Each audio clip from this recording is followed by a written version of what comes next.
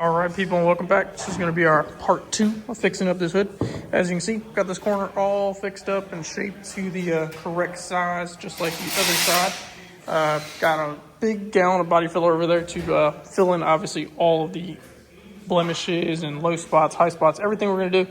But the biggest part is we got our addition basically back here. Obviously, things start out ugly before they get better. So, got all this made in fiberglass. It is a nice smooth transition from hood to over here to this extension. We'll cover this whole thing in fiberglass, make sure it's nice and smooth, get our low spots, our high spots, all that stuff just filled in.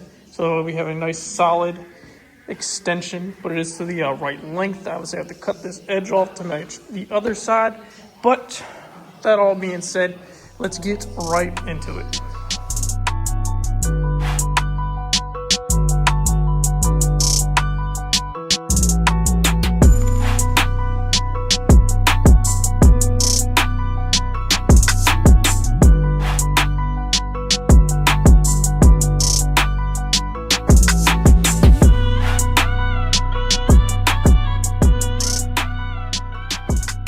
And there you have it. So, as you guys can see, I didn't show you guys much on how to do the fiberglass mold, stuff like that. That's my fault.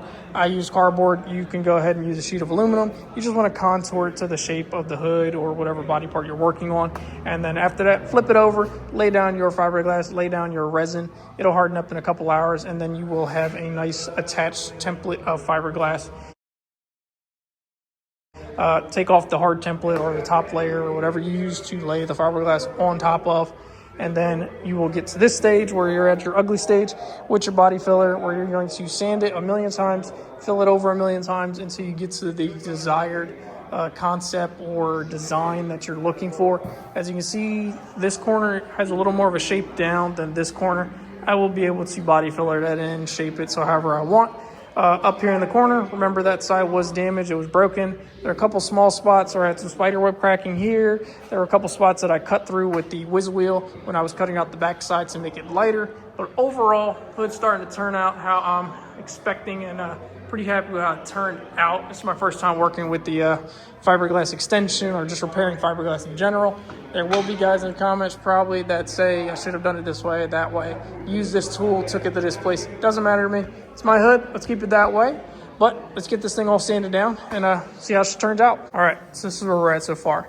I saved you guys the time lapse of watching me basically sand this thing down, test fit it, do all that stuff.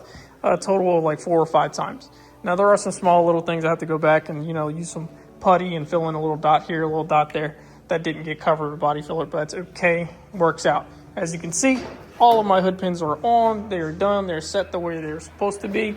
I have already tested it on the car. I've got the pins set up on the car. Got it right over there. So let's get right into it. How I did my pin on setup compared to doing like the Zeus rail setup. Well, one, Zeus rail is like $150 for the rails alone. Then you got to buy the actual Zeus tabs to, secure the hood down to them. You can do that, but you can be like $200 something, maybe $300 into the whole job. It's easier, honestly, probably to do it that way, but it also depends on you personally and how much you want to spend on it. I have a total of about $150 in this whole thing. Obviously, the hood I got for a steal, so take it with a grain of salt. Pin setup is only like $40. So how I did these pins is I ended up cutting a hole for that one, doing that one up through the bottom of the rail, and then this one I already had a slit here cut for when I use other tabs and stuff like that on this side. Obviously there's a bunch of holes. These are not all from test fitting. These are from other things for the headlight. Ended up securing it a different way. It's way better now. Overall, like I said, basically put my pin here. I cut a slit here. It made me get room to get a wrench in there to lock down the bottom nut. On this side, on the rail, what I would do, I would drill a hole up through the bottom of the rail right below where the nut's going to be. Take your 10 mil, a wrench, and an extension. Fish it up through the bottom. That will hold the bottom nut, and then you can put your pin down, screw it on with your hand, and then that will lock down that as such. Did the same thing on that side. Pretty easy, pretty simple. I have not done the 2 back ones. Obviously, I have 8 pins if you didn't look at the hood that well. We have 6 pins so far. They're done. I will knock out those 2 later on. I'm not going to worry about it right now. But overall, that's my pin setup. It's really easy. It's real simple. You literally just drill a hole, make a little slit so you can make your wrench fit in there. Over here, same deal. You can make a hole there. You can drill a hole through the bottom over there. you know, vice versa. You can do it any way you want. Don't worry about it. Go back, put a little plastic plug or something like that so you don't get any water or anything in there. If you're going to drive your car a lot in the rain, I obviously do not do that because, you know, we're on slicks. No reason to. And it's a street strip car, so I don't go too far with it anyway. So, let's talk about the hood real quick before I get into anything else. Total weight added to the car with the extension and everything was around 5 pounds. So, hood weighs 24, 25 pounds. Not too bad, honestly. Like overall, and it's still easily able to pick it up, throw it around. It's a little heavy back here, but I got some meat I can still probably take out of back here from where it was really thick in the spots of the fiberglass and the body filler. But overall, like I said, not bad. I don't plan on throwing on a scale just to prove it or anything like that. I'm just taking my word for it. We got it down to like 18, 19. Went back up to about 24, 25.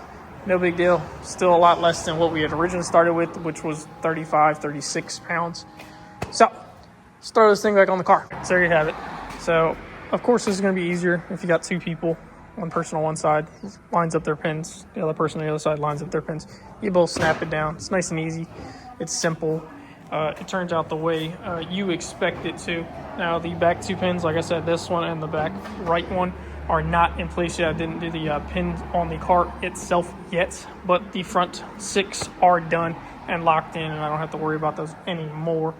Been missing how this car looked with a hood. Can't wait to get this thing painted. Might do it a new color this season over the winter, just for, you know, a nice little refresh. We've got a couple spots on the black that we damaged working on this thing once or twice. I do have to go back and adjust this, as you can see. Hood's touching right here on the windshield. Can't have that. On the other side, it's perfect. Don't have to worry about that. If you can see, there's a high spot right here on the hood. That's just because it's touching there. So once I get that there, it'll drop down. We'll get our locking pins done for the corners. Pull this down. Yeah, it's not moving at all. I can sit here. I can pull on it the whole time, and she's not moving. I'll tell you that much. So I don't have that problem. This side lays down nice and flat. It lays down actually a little too much, so it'll come up once the body gap is right here. So, with that being said, go out, give it a shot. I extended this hood total of 7.5 or 8 inches in the center. It took me about a week working on and off of this thing on top of working on other cars and just getting it all knocked out, but can't complain at all. Car looks sick now, has a hood again. Looks real nice. Still got to go back, fix up some body gaps, headlights, bumper, fenders, small stuff like that. But, you know, small things.